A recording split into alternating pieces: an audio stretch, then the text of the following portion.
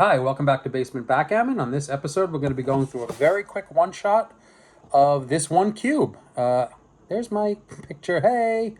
We're going to be going through this, looking at this cube, which is by Tiffany and Company, the famous jeweler.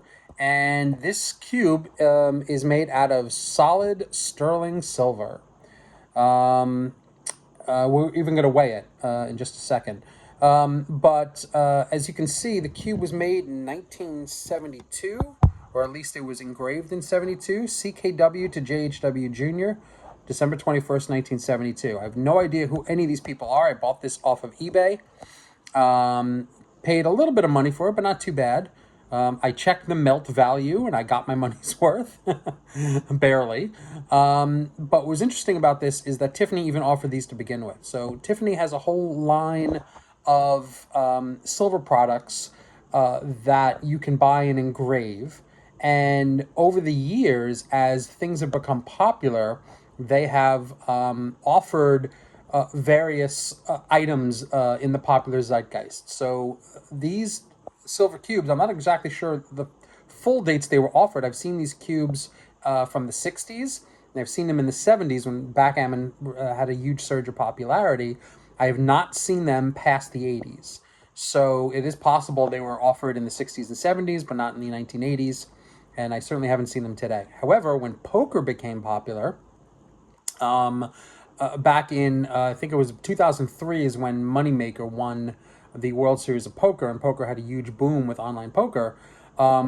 Tiffany started offering a dealer button in silver, and I know because I have it upstairs in my collection of other things, poker related. But they offered a silver dealer button. That's the thing that goes around the poker table to indicate the button position. Tiffany is very cool that way. They do offer sterling silver items for engraving, and this unfortunately was not. I would love for this to do in blank, so I could put a 64 or my initials on it, but or something else.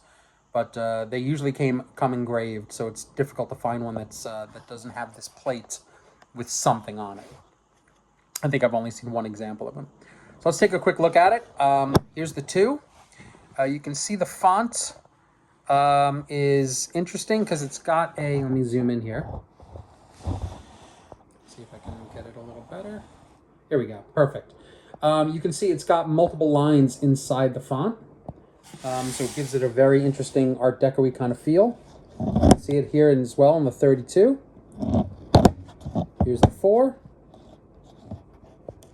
2 and the 4 are opposite. 32 and 16 are not opposite, oddly. Actually, it's not odd, because the 8 and 16 are normally opposite. So here's the 16. Here's the 8. 32 is by itself. And then this would be the 64 face. The only other text on this is all the way down at the bottom here, which says, and it's a little worn, but it says Tiffany Company, makers, sterling. That's the mark, which indicates this is sterling silver. I believe sterling silver, if I'm not mistaken, is 97% pure silver with some additives. So very cool cube and very, very heavy, being a dense metal like silver.